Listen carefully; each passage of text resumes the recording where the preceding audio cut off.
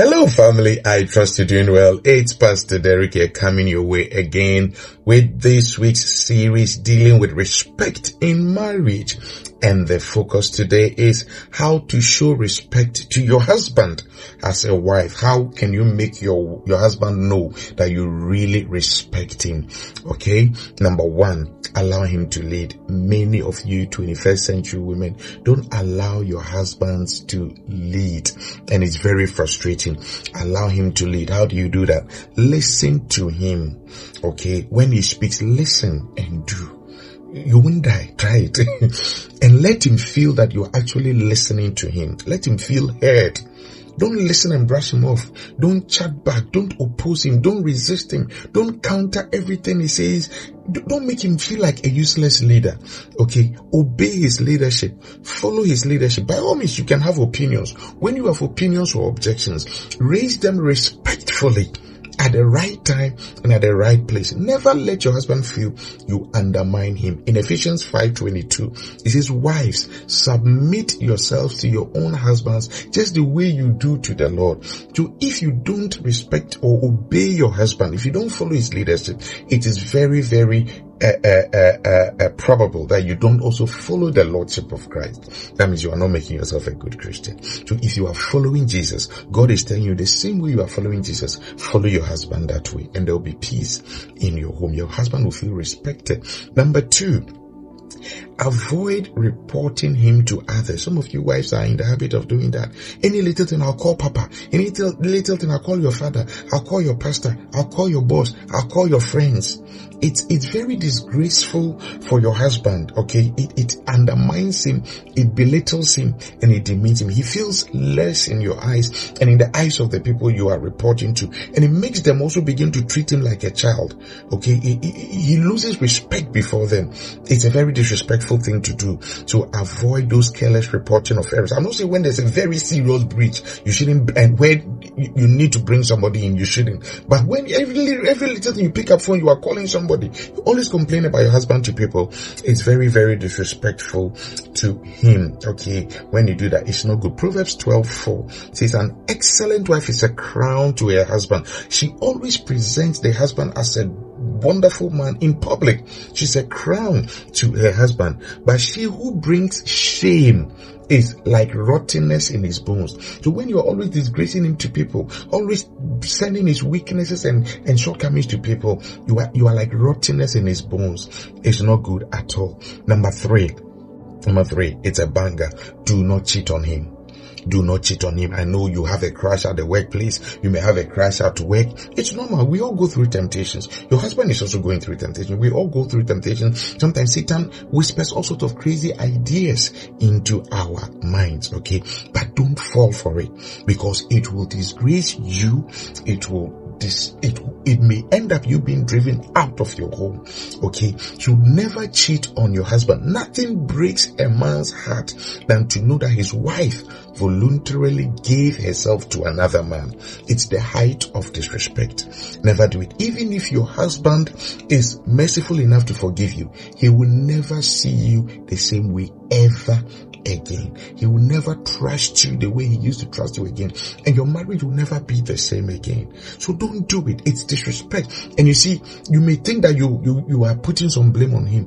When you cheat, it's always on you. There's nothing anybody can do to make you devalue yourself. Cheating it's a disgrace on yourself first, and disrespect to the one who has put their confidence in you as a wife. So never do. Don't disgrace yourself like that. You make your husband feel bad for working with a woman who has no self-respect. So never do it.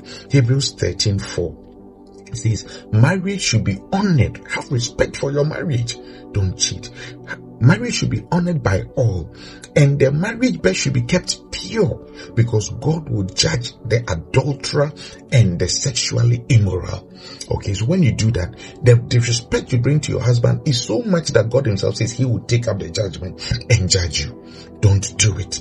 Don't do it. It's the only sin that God gives the other spouse the right to leave you if they want to. Don't do it. Don't break the covenant. Think about your children. Think about all the other people that it will affect if it leads to the destruction of your home. Don't do it. Respect yourself. Respect your husband. Don't do it. Number 4, do not nag him. Avoid nagging your husband, especially with issues that are either beyond his control or you know that he's working hard to fix. Stop nagging excessively about finances, about your living conditions, about the area where you live. Listen, if you see your husband is trying and you keep beating him with your mouth, you destroy the man's confidence. What he needs at that point is encouragement, words of hope, words of strength, cheering him on, knowing that he has good intentions for you. Don't make your husband feel degraded and frustrated by constant nagging, okay? Constant nagging. If you say it 1, 2, sometimes it looks like he's not doing anything. He's thinking about it. He's putting plans in place. So don't keep saying the same thing over and over and over. Don't fight him. Proverbs 21:19 says, better to live in the desert than with a quarrelsome and a nagging wife. Okay, so when you do that, the Bible is actually telling your husband he should avoid you. He should rather find a place in the desert or somewhere to live instead of being with you. You should always putting him down with your words. Use your words to lift your husband up. Don't put him down. It shows you don't respect him. And finally, for the day, do not deny him your body. You may not be happy, you may be angry, but that doesn't give you the right to say, I will not allow you to have sex with me. And that also doesn't mean that when he wants to have sex with you, you try to stiffen yourself and you make it unpleasant for him. Be a generous woman. It shows your class. Now listen, I'm not happy with you, but I'm not going to pay you back. I'm not going to be evil to you. I'm not going to be wicked to you. I'm not going to be petty when it comes to giving my body to you. Okay, it's very disrespectful to your husband. Okay, when he desires you, you should feel respected and honored that your husband desires you.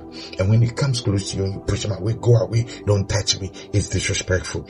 Never do that. A man's ego is always bruised when his wife denies him of her body.